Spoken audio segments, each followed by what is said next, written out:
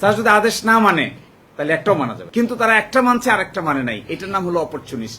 একটাকে যদি আউট করেন আর একটা অটোমেটিক মৃত্যুবরণ করবে, এইটা তাদের জন্য সুইসাইডাল আর্গুমেন্ট হচ্ছে। সালাউদ্দিন ভাই সংবিধান ভায়োলেট না করিয়া ঐক্যমত্য কমিশনের মেম্বার কিভাবে হয়েছে?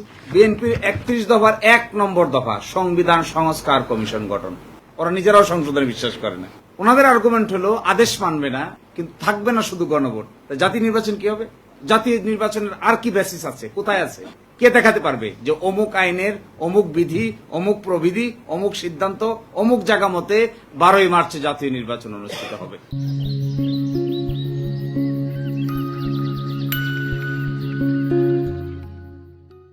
So first question and is answer. দুইটা কি একসাথে এক্সিস্ট করবে, নাকি একটা থেকে আরেকটাকে আউট করলে আরেকটা মরে যাবে? এগুলো সাচ এন ইনসেপারেবল টুইন। একটাকে যদি আউট করেন আর একটা অটোমেটিক মৃত্যুবরণ করবে। সুতরাং এইটা তাদের জন্য সুইসাইডাল আর্গুমেন্ট হচ্ছে। তারা যদি আদেশ মানত তাহলে তাদেরকে দুইটা মানতে হবে। তারা যদি আদেশ না মানে তাহলে একটাও মানা যাবে না, কিন্তু তারা একটা মানছে আর একটা মানে নাই। এটার নাম হলো অপরচুনিস্ট। কালকে হাসনাত বলছে এটার নাম অপরচুনিস্ট। দ্বিতীয় প্রশ্ন, সংস্কার নাকি সংশোধন? এই যে দেখেন বিএনপির 31 দফা, বিএনপির 31 দফার 1 নম্বর দফা সংবিধান সংস্কার কমিশন গঠন। ওরা নিজেরাও সংশোধনে বিশ্বাস করে না। 1 নম্বর দফা সংবিধান সংস্কার কমিশন গঠন করবে ক্ষমতায় আসলে। তো সংবিধান সংস্কার গঠন হওয়ার আগে ঐকমত্য কমিশন হয়েছে। এবার সালাউদ্দিন ভাই কিন্তু একটা বাস না দিলেই হয় না।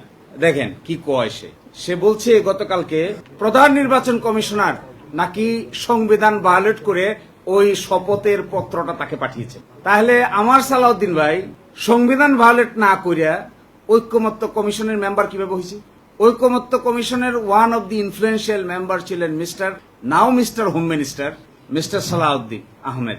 তো মিস্টার সালাউদ্দিন আহমেদ এখন যে হোম মিনিস্টার হয়েছেন, ঐকমত্য কমিশনের বিএনপি রিপ্রেজেন্টেটিভ ছিলেন।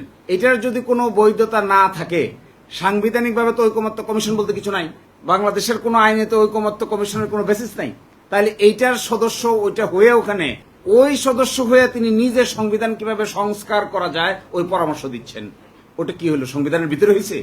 এইটা যদি সংবিধানের ভিতরে না হয়, তাহলে আমাদের নির্বাচন কমিশনার, প্রধান নির্বাচন কমিশনার একটা শপথের চ্যাপ্টার সাপ্লাই করে যদি সংবিধান ভায়োলেট করেন, তাহলে আমাদের সালাউদ্দিন ভাই সংবিধান সংস্কার কমিশনের কথা, সংবিধান সংস্কারের কথা বলে ঐকমত্য কমিশনের one of the major role player হলে কি সংবিধান ভায়োলেট করেনি? নিশ্চয়ই করেছে। একে যদি দোষ দিতে হয়, ওনাকে তার ডাবল দোষ দিতে হয়।